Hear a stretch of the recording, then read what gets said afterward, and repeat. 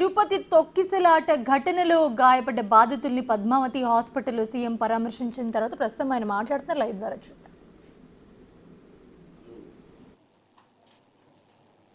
ఒక బాధాకరమైన సంఘటన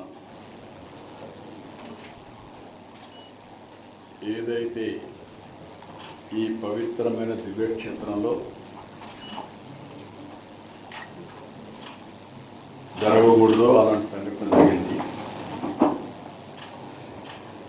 నిన్ననే విశాఖపట్నంలో ప్రధానమంత్రి గారు వచ్చి 2,08,000 కోట్ల రూపాయల పెట్టుబడులతో ఫౌండేషన్స్ కానీ ఇనాగ్రేషన్స్ కానీ విజిట్ చేశారు. అది చేసిన తర్వాత సాయంత్రం నేను అమరావతికి వస్తానని ఈ న్యూస్ వచ్చింది. మనసు పూర్తిగా కలిసివేసింది. చాలా బాధపడుతున్నా. వెంకటేశ్వర స్వామి సన్నిధిలో ఎప్పుడు కూడా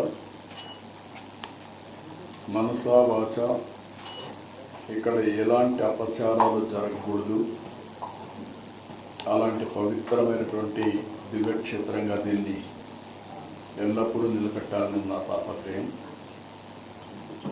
ఒక భక్తుడుగా, ఒక ముఖ్యమంత్రిగా ఈ దివ్యక్షేత్రం యొక్క పవిత్రత కాపాడే బాధ్యత ఎప్పుడు తీసుకుంటున్నాను, ఇప్పుడు కూడా తీసుకుంటాను.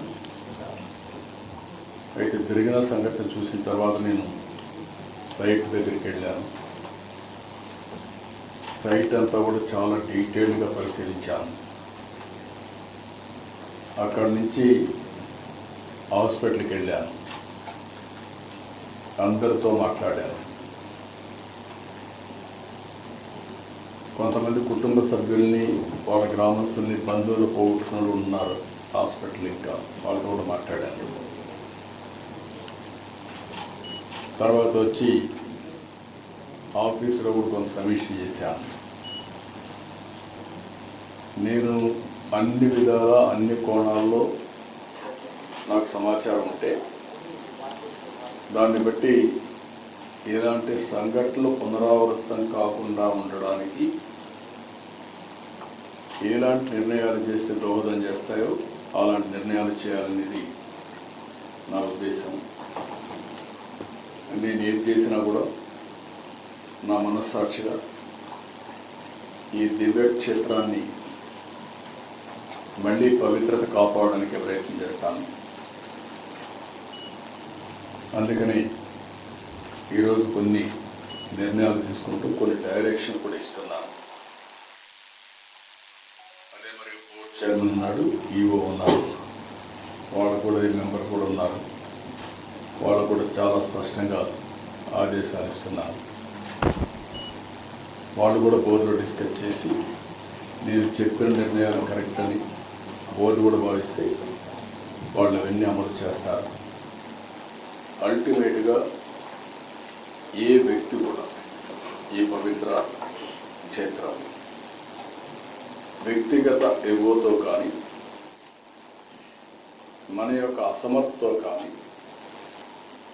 లేకపోతే అనాలోచనమైన ఆలోచనలతో కానీ మనం చేసిన పనుల వల్ల దేవుని యొక్క పవిత్రత దెబ్బతినే పరిస్థితి వస్తే అది కరెక్ట్ కాదు. తెలిసి చేసినా తెలియక చేసినా తప్పే అవుతుంది.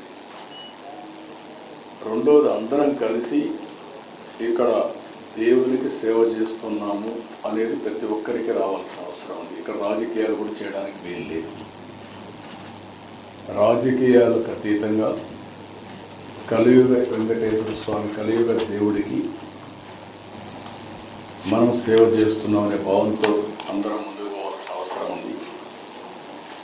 ఈరోజు చాలా ఒత్తిళ్ళు ఉంటాయి. ఎందుకంటే ప్రపంచంలో జెరూసలేం వెళ్తారు క్రిస్టియన్స్, మక్కాకి వెళ్తారు ముస్లిమ్స్. హిందూస్ అంతా జీవితంలో వెంకటేశ్వర స్వామి దగ్గరికి వచ్చి దర్శనం చేసుకోవాలని కోరుకుంటారు. రెండోది, వైకుంఠ ఏకాదశి రోజున రావాలని అందరూ కూడా వాళ్ళ జీవితంలో ఒక పెద్ద దీక్ష. ఎందుకంటే ఈరోజు వస్తే నేరుగా వైకుంఠ ద్వారం ద్వారా దేవుని దర్శనం చేసుకునే అవకాశం వస్తుంది. ఇది చేస్తే మనం స్వర్గానికి పోతామని కూడా ఒక నమ్మకం. ఆ నమ్మకంతో అందరికి కూడా చాలామందితో నేను మాట్లాడాను. 10 సార్లు వచ్చారు, 12 సార్లు వచ్చారు, 13 సార్లు వచ్చారు. ఇక్కడ జరిగినప్పుడు కూడా సంఘటన నేను సింక్రనైజ్ చేసుకుంటే గడిచిన 5 సంవత్సరాలుగా 4-5 సంవత్సరాలుగా ఎప్పుడూ లేని సాంప్రదాయం ఇది. తిరుపతిలో తీసుకొచ్చి వెంకటేశ్వర స్వామి టికెట్లు ఇవ్వడం, అంటే టోకన్స్ టికెట్ ఇవ్వడం.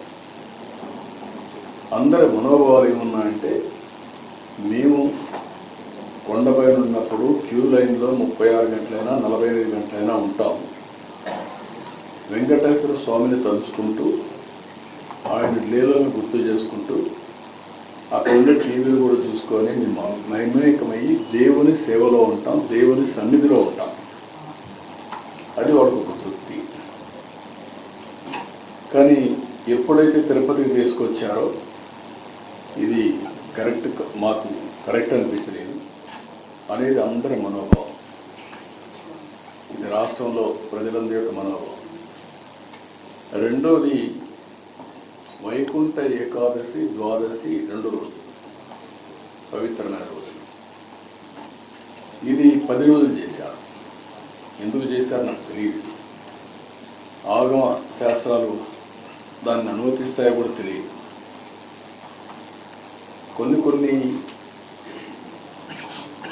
వెంకటేశ్వర స్వామి ఇక్కడ నెలసినప్పటి నుంచి ఏ సాంప్రదాయాలు అయితే పాటిస్తున్నామో ఆ సాంప్రదాయాలను ఉల్లంఘించడం కూడా కరెక్ట్ కాదని నా అభిప్రాయం. ఆ డెసిషన్ కూడా ఆగమ పండితులు డిసైడ్ చేస్తారు. నేను ఆగమ పండితుని కాదు, కానీ భక్తుడిగా నాకు కొన్ని మనోభావాలు ఉంటాయి తప్ప అదే మనకు వారు చేయాల్సిన అవసరం ఉంది. ఏదేమైనా జరిగిన సంఘటనల పట్ల నా విచారాన్ని, బాధని, ఆవేదనని, జరగరాని సంఘటన జరిగిన దానికి మరొకసారి విచారాన్ని వ్యక్తం చేస్తున్నా. అదే సమయంలో అన్ని దేవాలయాలను కూడా స్ట్రీమ్లైన్ చేసి ఎక్కడ కూడా అపచారం అనేది జరగకుండా అనేక రకమైన రిఫార్మ్స్ అని తీసుకొచ్చి, ఒక మాటలో చెప్పాలంటే ఇటీవల కాలంలో ప్రసాదాల దగ్గర నుంచి అన్నీ కూడా స్ట్రీమ్లైన్ చేసే సందర్భంలో ఇలాంటి సంఘటన జరిగింది. దీనికి కూడా కారణం మనం చూస్తే వెంకటేశ్వర స్వామి అంటే భక్తి పెరుగుతూ ఉంది రోజు రోజుకి.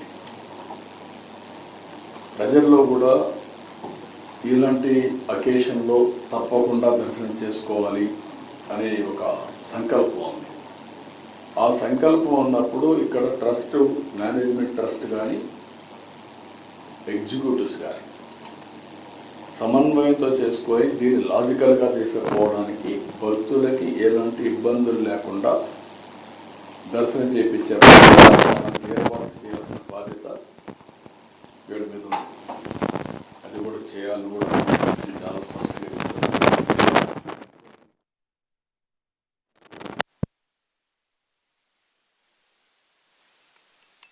మంది చనిపోయారు.